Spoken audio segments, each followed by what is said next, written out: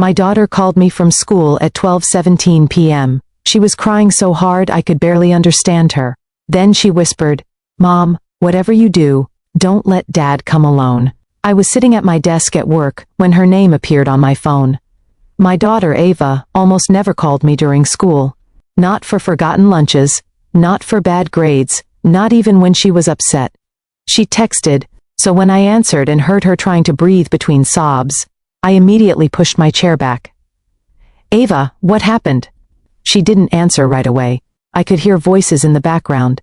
Then she whispered, "Mom, don't come alone. Bring Dad." I stood up. "What? Ava, where are you?" "The counselor's office. Are you hurt?" "No." "Did somebody hurt you?" "No, Mom."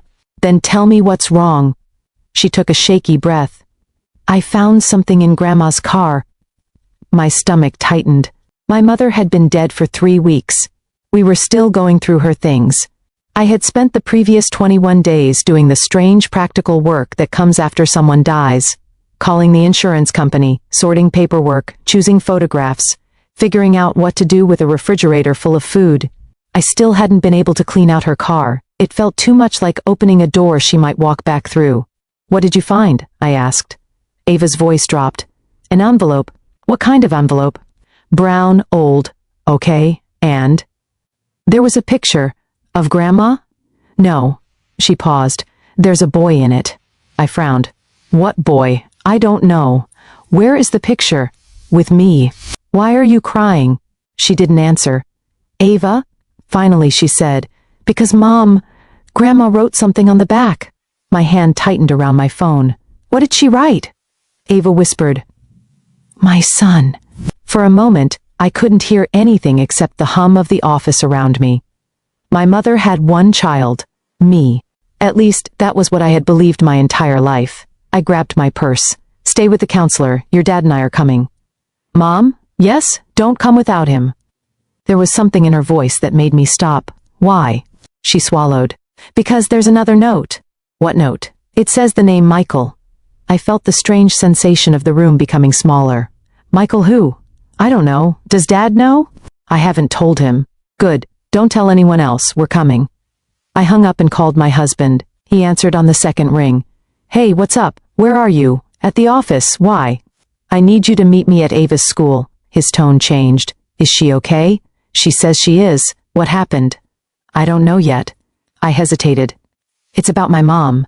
There was a pause. Then he asked, "What about your mom?" "Ava found something in her car." Another pause. Then I said the name. "Michael." My husband's breathing changed. It was subtle. If I hadn't known him for 18 years, I might have missed it. "What did you say?" "Michael." He didn't respond. "Daniel?" "Yeah." "Did you hear me?" "Yeah." His voice sounded different. "Where did she find this?" I stared at my phone. "Why does that matter?" "I just mean, where?" "In your mother's car." He was quiet again. Then he said, "I'll meet you there." I grabbed my keys. "Daniel?" "Yeah." "Do you know someone named Michael?" Another pause. "No." He hung up. I stood in my office for a second. I knew my husband well enough to recognize when he was lying, and I knew something else. He hadn't answered the question. He had only given me the word no. That distinction stayed with me all the way to the school. Ava was sitting in the counselor's office when we arrived. Her eyes were red. She looked 16 in a way she hadn't that morning. 16 and suddenly much younger. She stood when she saw us. "Mom," I hugged her. "Are you okay?" She nodded against my shoulder. Daniel stepped inside. Ava looked at him, then at me. Then she pulled the brown envelope from her backpack. I didn't know who else to tell. Daniel's eyes went straight to the envelope. I noticed. Ava noticed too. The school counselor, Mrs. Bennett, explained that Ava had found the envelope while helping me clean out the car that morning. I gave her permission to look through the glove compartment, she said. She called me from the parking lot after she opened it. I nodded. "Thank you for keeping her here." Mrs. Bennett gave us privacy. The door closed. I turned to Ava. "Show me." She handed me the photograph. It was an old color photograph, slightly faded.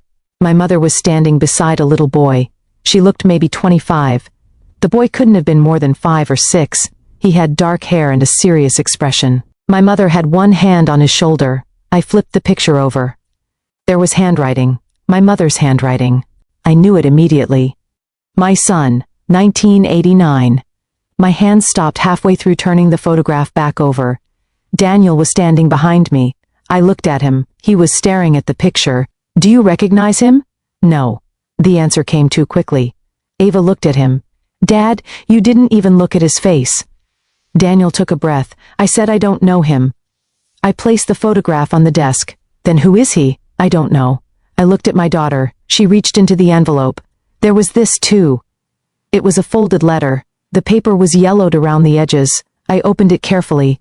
The first line made my chest tighten. If you're reading this, my family finally found out about Michael. I read it again. Then I looked at Ava. Who is Michael? I don't know. I turned toward Daniel. He had gone pale, not pale from grief, not pale from surprise. Pale like someone who had just heard a name he had spent years trying not to hear. Daniel. He didn't answer. Who is Michael? He looked at me. I told you, I don't know. Then why do you look like that? Like what? Like you've seen a ghost. He rubbed his hands over his face. It's nothing. Ava spoke quietly. Dad, you're lying. He looked at her. I am not lying. You are, Ava. You always tell me when you're nervous to stop talking. You just did that thing with your hands. Daniel stared at her. I almost felt sorry for him. Then I remembered the way he'd reacted to the name. I picked up the letter. I'm reading this. Daniel stepped forward. Maybe you shouldn't. I froze. Why? Because it's your mother's letter. Exactly. You don't know what you're getting into. I looked at him. Neither do you, apparently. He didn't respond. I began reading. The letter was written by my mother, but it wasn't addressed to me. It was addressed to whoever found it. She wrote about a child, about a decision made in 1989, about a man named Michael. But every time the letter seemed ready to explain what happened, my mother pulled back. She wrote that Michael had been taken away. She wrote that someone had promised to protect him. She wrote that the family had agreed never to speak about him again. Then the letter stopped. The last visible paragraph ended with, if they ever find out where he went, everything we built afterward will fall apart. There was no signature, no explanation, no name of the child, nothing. I looked up. What does that mean? Daniel shook his head. I don't know. I stared at him. Did you know my mother had another child? No. You're sure? Yes. Ava looked at him. Then why did you say Mom shouldn't read the letter? Daniel looked frustrated. Because this is obviously personal. It was hidden in Grandma's car, Ava said. That makes it family business. I almost smiled. Then I noticed something. There was a number written in the corner of the letter. Underneath it were 4 digits. I wrote them down. Daniel saw them. His expression changed again. What? Nothing. Daniel, he looked away. I've seen those numbers before. My heart started beating faster. Where? I don't remember. That wasn't true. I knew it. He knew I knew it. We left the school shortly afterward. Ava rode home with us. Nobody spoke much.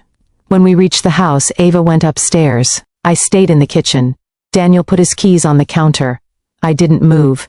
Tell me what you know. He looked at me. I don't know anything. Then tell me why you reacted to Michael's name. I didn't. You did. He sighed. I've heard the name before. From who? I don't remember. Daniel. I said I don't remember. I stepped closer. My mother died 3 weeks ago. My daughter found a photograph of a little boy with my mother. The back says he's her son. There's a letter about someone named Michael. You recognize the name. And now you're telling me you don't remember where you heard it. He stared at the floor. I don't want to make this worse. Then stop making it worse by lying. He looked at me. I swear to you, I'm not having an affair. I'm not involved in anything like that. I blinked. I didn't accuse you of cheating. I know. Then why did you bring that up? He didn't answer. That was when I realized this wasn't just about Michael. Whatever he knew, he was afraid I would interpret it as something it wasn't. I went upstairs. Ava was sitting on her bedroom floor surrounded by old photographs. What are you doing? Looking for him. Who? Michael. I sat beside her. She had arranged pictures across the carpet. Family birthdays, Christmases, my wedding, my childhood, Grandma at the beach, Grandma holding me as a baby. There was something strange about seeing them all together. My entire childhood suddenly felt like a story with pages missing. Ava held up a picture. Look, it was from 1990. My mother was sitting on a couch. I was beside her. But there was an empty space between us. Not unusual. Except my mother was looking toward that empty space, as if someone had been sitting there. I frowned. Maybe someone got cropped out. Ava turned the picture over. There was writing. Christmas 1990. Nothing else. She picked up another, then another. Mom, look at these. Several photographs from the late 1980s were missing. The albums jumped from 1987 to 1991. I remembered those years. I remembered my mother refusing to discuss them. Whenever I asked about old family stories, she'd say, "You were too young to remember." But I wasn't too young to remember everything. I remembered a locked wooden drawer in her bedroom. I remembered asking what was inside. She had said, "Old papers." I remembered once seeing her cry while holding an old photograph, and when she noticed me watching, she had put it away. I had assumed it was about my father. Now I wasn't sure. Ava looked at me. Did Grandma ever talk about Michael? No, never, not that I remember. She was quiet. Then she asked, "Did Grandpa know?" I swallowed. "Your grandfather died when I was 12. That doesn't answer the question. No, I looked around the room. I don't know. We went through the old photographs until almost midnight. We found nothing else.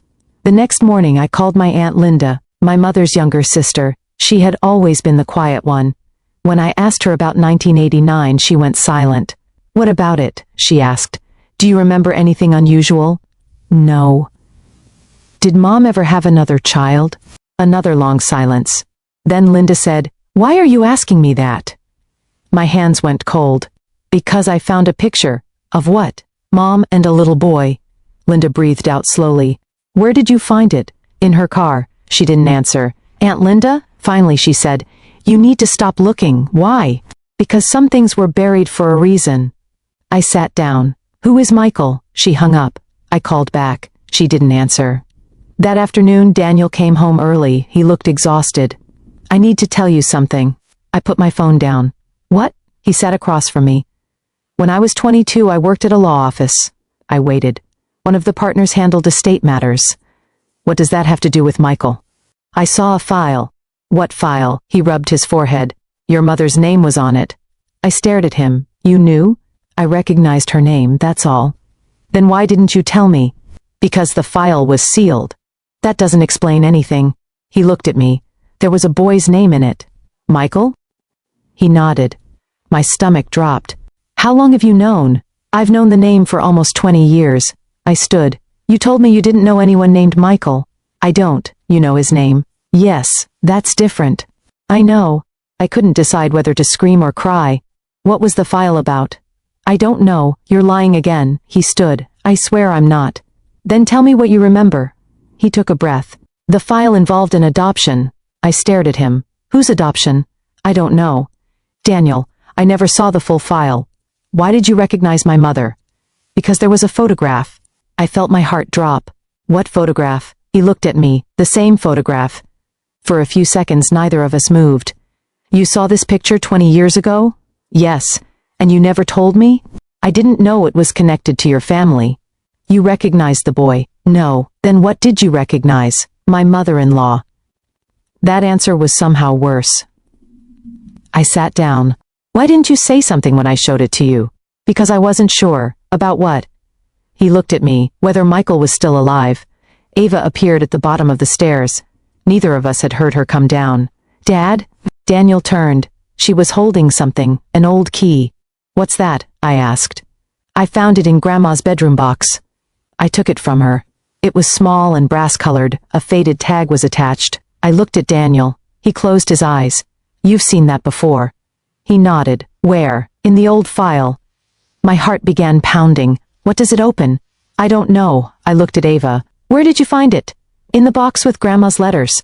I stood. "Let's go." We drove to my mother's house. The house was still being prepared for sale, and most of her belongings were packed into boxes. The locked wooden drawer was still in her bedroom. I had forgotten about it. Until then. I took the key from my pocket. It fit. The lock clicked. Inside were documents, old bank statements, a birth certificate, several envelopes, and one photograph. I picked it up. It was my mother. The same boy stood beside her. But this time, there was another person in the background. A man. I stared at his face. Daniel stepped closer, then he stopped. "That's Michael." I looked at him. How do you know? He didn't answer. I turned the photograph over. There was handwriting, not my mother's, my grandfather's, Michael and David, July 24, 1989. David. I looked at Daniel. His face had gone completely white. Who's David? He stared at the photograph, then at me. And I knew from the look in his eyes that the answer was going to change everything. He whispered, my father. I couldn't speak. My husband had spent 18 years telling me almost everything about his family, his father's name, his childhood, his grandparents, the town he grew up in. But there had always been one thing he never talked about. His father's first marriage. I suddenly remembered something Daniel had told me years earlier. His father had been married before he'd had a son nobody ever talked about. I looked at the photograph again. Michael, my mother's secret son. David, my husband's father. 2 families, 1 photograph, 1 date, July 24, 1989. And then Ava picked up another envelope from the drawer. She opened it. Her face changed. Mom. What? She handed it to me. Inside was a copy of an adoption record. The child's name had been blacked out, but the birth date was visible, July 24, 1984. The mother's name was my mother's, and the father's name was David. My hands began shaking. I looked at Daniel. He was staring at the document like he had never seen it before. Then I noticed something written in pencil at the bottom. A sentence. 5 words. Keep him away from David. I looked at my husband. And for the first time since this began, I wasn't wondering who Michael was.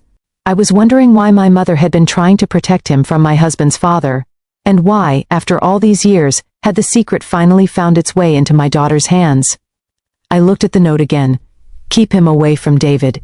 My first reaction was to look at Daniel. My second was to look at Ava. She was standing beside the open drawer, her arms folded tightly across her chest. Mom, she said quietly, who is David? I didn't answer immediately. I was trying to put together pieces that didn't seem like they belonged to the same puzzle. My mother, a little boy named Michael, my husband's father, David, an adoption record, a date from 1989, and a warning written by my grandfather. Daniel sat down on the edge of the bed. I need to tell you everything I remember. I looked at him. Everything. He nodded. When I was 22, I was working as a file clerk at a small law office. My father had already been dead for a few years. I wasn't close with him. You told me he died when you were 18. He did. And you told me your parents divorced when you were little. They did. Then why was there an adoption file with your father's name and my mother's name on it? Daniel looked down. Because my father had another family before us. I felt my stomach tighten. You knew? I knew he had been married before. I didn't know about Michael. Then what did you know? Almost nothing. He rubbed his hands together.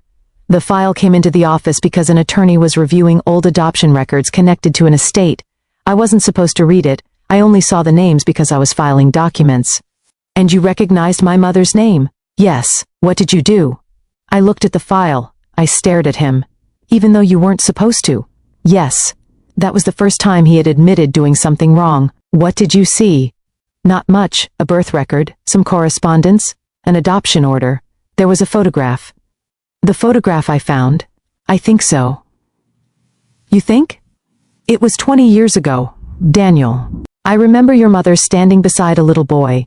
I remember my father's name on one of the documents. I remember the name Michael. He looked at me. But I didn't understand the connection. Then why did you lie to me yesterday? He looked away. Because when you said Michael, I remembered more than I wanted to. What? He swallowed. I remembered my father telling me once that there was a boy he wasn't allowed to talk about. Ava sat down beside me. Why wasn't he allowed to talk about him? Daniel looked at her. I don't know. That doesn't make sense. No, he said quietly, it doesn't. I picked up the adoption record again. David was listed as the father. Daniel nodded. So he was Michael's father. Apparently. And my mother was his mother. Yes. Then why did my mother tell me I was her only child? Daniel looked at the floor. I don't know. That answer was starting to make me angry. I've heard I don't know enough. I understand. No, I don't think you do. My voice shook.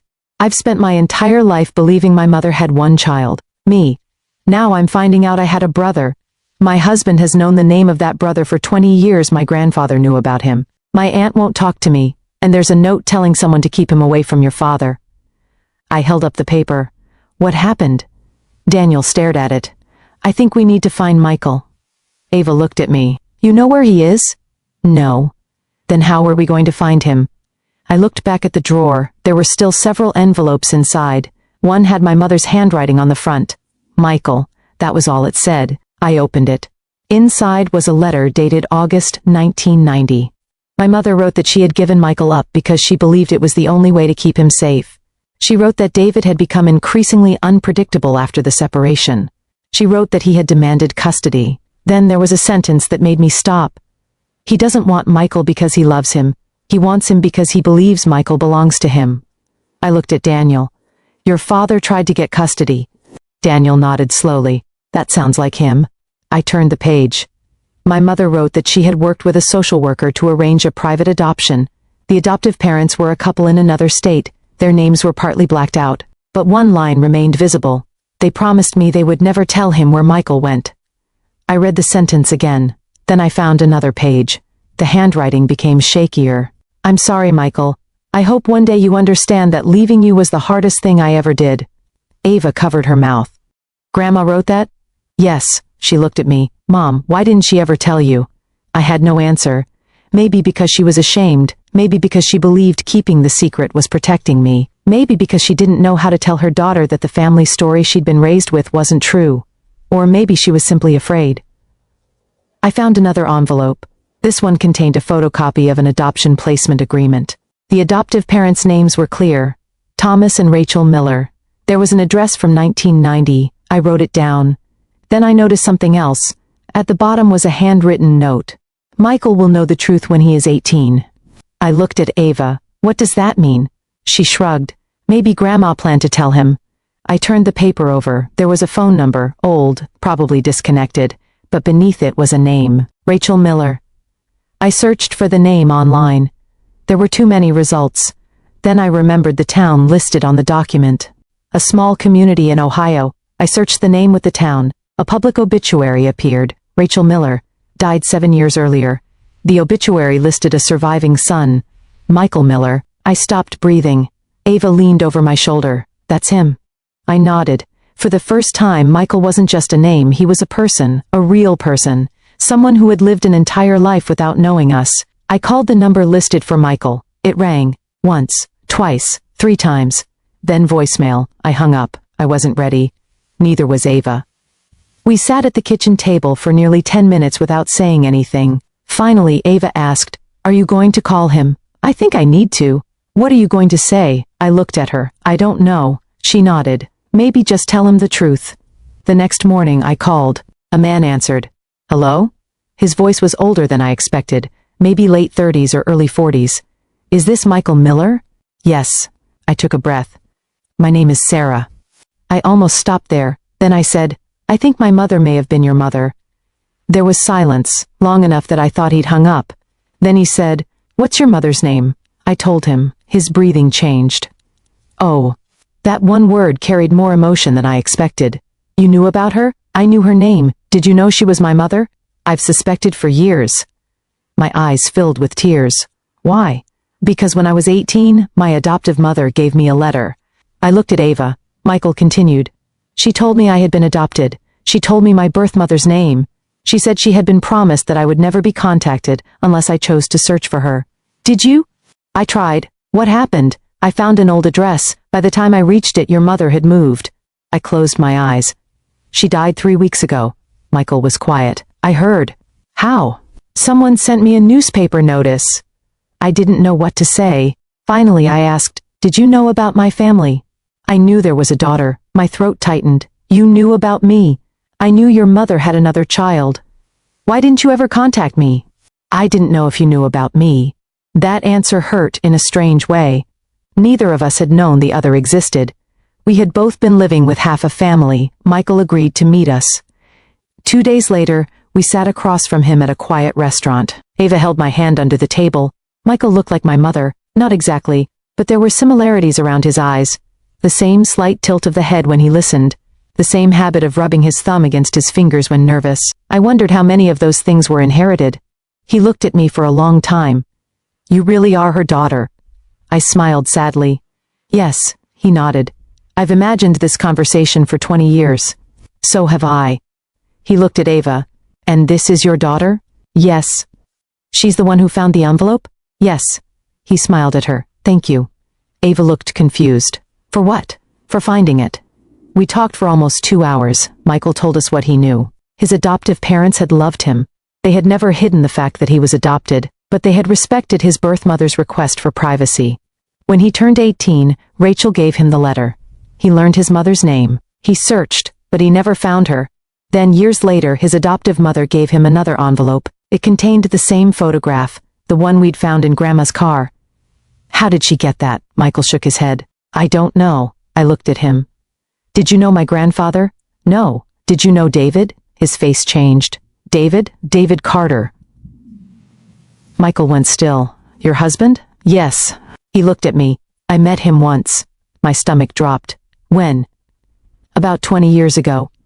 Daniel had been 22. The timing matched. What happened? Michael leaned back.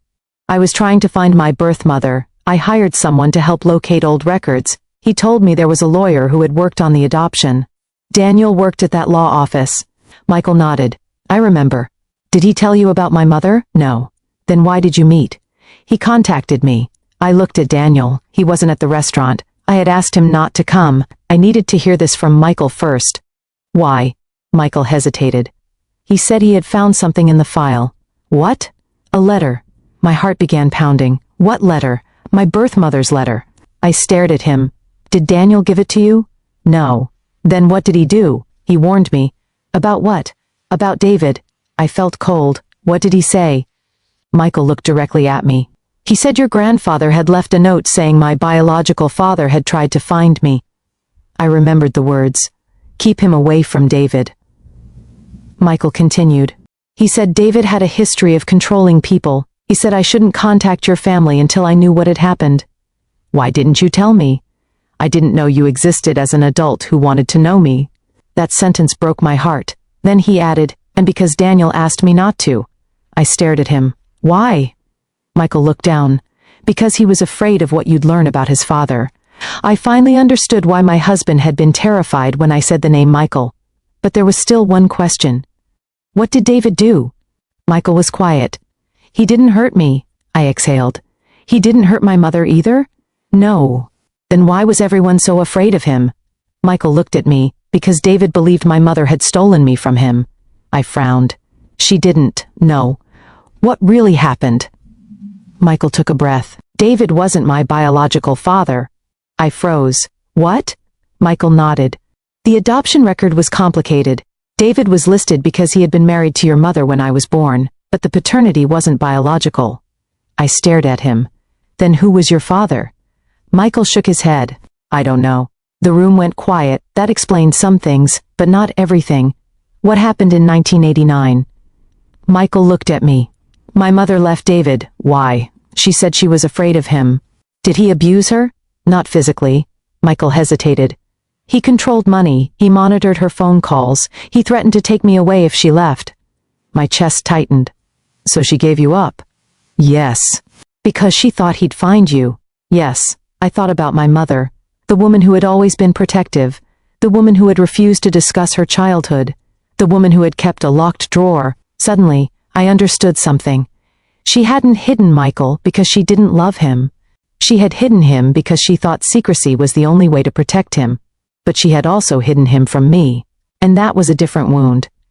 When I returned home, Daniel was waiting. I walked inside. He stood up. You met him? Yes, he nodded. What did he tell you? Everything. Daniel closed his eyes. I should have told you. Yes, I was afraid. I know. No, Sarah, you don't. I looked at him. Then tell me. He sat down.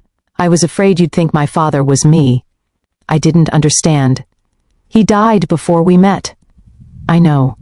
But when I found that file, I realized what kind of man he had been. I found letters from your mother.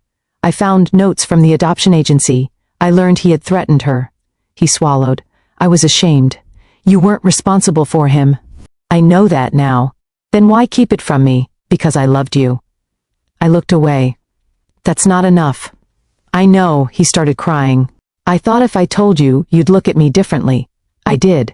He nodded. I know. I sat across from him.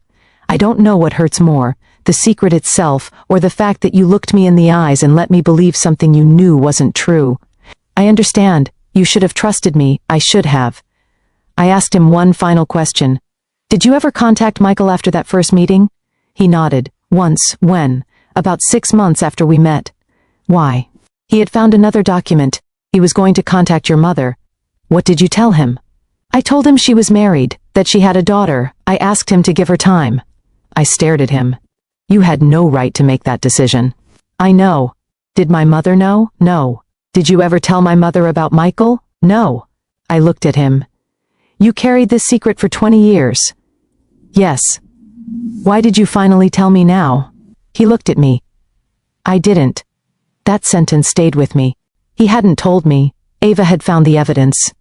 My mother had left the letter. Michael had answered the phone. The truth had forced its way into our lives without Daniel choosing to bring it there. And somehow that was the part I couldn't stop thinking about. A few weeks later, Michael came to my mother's house with me. We stood in the bedroom where I had found the drawer. He looked around. This is where she kept everything? Yes. He touched the edge of the drawer. She always kept things here. You remember? No. He smiled sadly. I don't remember her clearly. That hurt more than I expected. She remembered you. He looked at me. How do you know? I showed him the letters. He read them slowly. When he reached the sentence about leaving him to protect him, he stopped, his eyes filled with tears. She was afraid. Yes. I used to think she abandoned me because she didn't want me. She did want you. He nodded. I know that now. We sat on the floor together.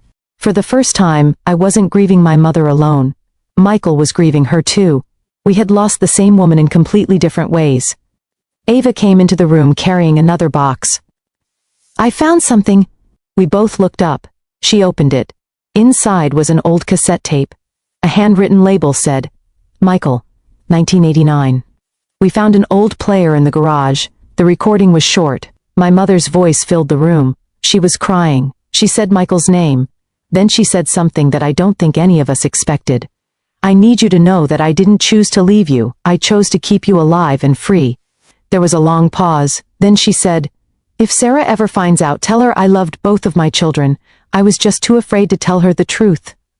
Ava started crying. Michael covered his face, and I sat completely still. My mother had known there would come a day when I would discover everything. She had left the evidence, not because she wanted to hurt me, because she knew she might die before she found the courage to tell me herself. The final piece came from my grandfather's note. The sentence about keeping Michael away from David wasn't a warning that David was going to kill him. It was a warning that David would use the legal system and family pressure to find him. My grandfather had helped my mother arrange the adoption. He had protected the records. He had kept the truth from me because he believed I was safer not knowing. Everyone had made the same mistake. They confused protection with secrecy, and the cost had been decades. A month later, I sat with Ava on the porch. She asked me, "Are you mad at Grandma?" I thought about it. Yes. Still, yes. Do you love her? Yes, she nodded. Can you do both? I looked at her, apparently. She smiled. Then I told her something I wish someone had told me when I was 16. You never have to carry an adult family secret just because someone thinks you're old enough to know it. She leaned against my shoulder. I'm glad I found the envelope. So am I. Even though the truth had hurt, I was glad, because the secret had been controlling all of us. My mother, Michael, Daniel, me, even Ava. Once it was spoken aloud, it became something we could finally deal with. Michael and I didn't suddenly become the brother and sister we might have been. You can't create 40 years of memories in a few months. But we started. Coffee, phone calls, family photographs, stories about my mother. Sometimes we laughed, sometimes we cried. Sometimes we just sat quietly because there wasn't anything else to say. Daniel and I stayed together too. But things changed. Trust had to be rebuilt. He went to counseling, so did I. Not because our marriage was over, because we wanted to understand what had happened to it. One evening, months later, Daniel sat beside me at the kitchen table. I should have told you. Yes, I thought keeping it from you was protecting you. I know. He looked at me. I was wrong. I reached across the table. I know. That didn't erase what happened. It didn't magically restore the trust we'd had before. But it was honest, and honesty was what we had been missing. My mother had spent her life believing silence could protect the people she loved. My grandfather had believed the same. Daniel had repeated the same mistake. And for a while I almost did too, because there were things about the family history I didn't want Ava to know. But I realized that wasn't my choice to make. She deserved the truth in an age-appropriate way. She deserved to grow up knowing that family history could be complicated without being shameful. Most importantly, she deserved to know that secrets belonging to adults should never become burdens carried by children. A year after we found the envelope, Michael and I stood at my mother's grave together. He placed a small photograph beside the flowers. It was the original picture, the one that had started everything. I looked at it. My mother was young. Michael was a little boy. Neither of them knew what the next 40 years would bring. I thought about Ava finding that envelope at 12:17 on a school day. I thought about Daniel going pale at the name Michael. I thought about the locked drawer, the missing photographs, the old letter, the warning. All those little clues had been sitting there for decades, waiting for someone to finally ask the right questions. Michael stood beside me. "She loved you," he said. I looked at him. "I know, and she loved me. I know that too." For the first time, saying those words didn't feel like a contradiction. My mother had made terrible choices. She had lied. She had hidden an entire person from me. She had hurt Michael by leaving him. But she had also been a frightened young woman, trying to protect her child from a man she believed could control his future. Understanding her didn't mean excusing her. That was something I finally learned. You can forgive someone and still admit they were wrong. You can love someone and still wish they had done better. And you can discover that the family story you believed your entire life was incomplete, without deciding that your entire childhood was a lie. Some of it was real. My mother loved me. My mother loved Michael. My grandfather tried to protect us. Daniel made a terrible mistake by keeping the truth from me, but he wasn't his father's actions. And Ava, the 16-year-old girl who had simply gone looking through her grandmother's old car, had done something none of the adults in our family had been brave enough to do. She opened the envelope. She asked questions. She refused to accept an easy answer. I used to think family secrets were buried because people wanted to forget. Now I think sometimes they're buried because people are afraid of what will happen when the truth comes out. But the truth doesn't disappear just because nobody says it. It waits.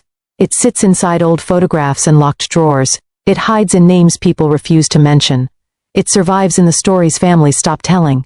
And eventually, someone finds the envelope. For us, that someone was my daughter, and as painful as that day was, I will always be grateful she called me, because she didn't just uncover who Michael was. She gave me back a part of my family I never knew I had lost. And she taught me something I hope I never forget. Protecting someone means helping them face the truth when they're ready. Hiding the truth from them is something else. That's just a secret. And secrets don't stay buried forever.